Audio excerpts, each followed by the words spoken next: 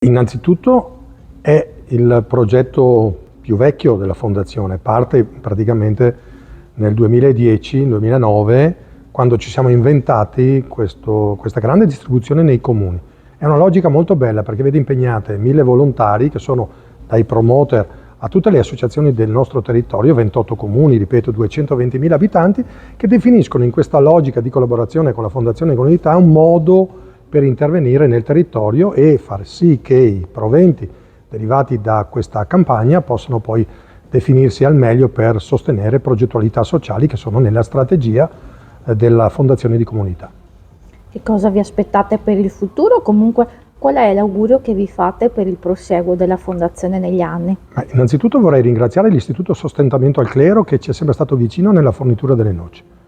Quest'anno purtroppo è un'annata molto negativa sotto il profilo del raccolto. Abbiamo trovato una grande collaborazione con il Noceto e questo ci fa piacere perché iniziamo una nuova collaborazione, speriamo ovviamente duratura nel tempo e che possa dare quindi garanzie per il futuro della Fondazione, saper di continuare su questo brand delle nostre noci, su questo marchio che è una sorta di marchio di fabbrica, ci dà molta gioia e soprattutto ci rincuora del fatto che questo ricavato possa, alla luce di tanti progetti che ci sono da sostenere nel territorio, di continuare nell'azione della Fondazione che è quella di recuperare risorse e restituirle al territorio di competenza.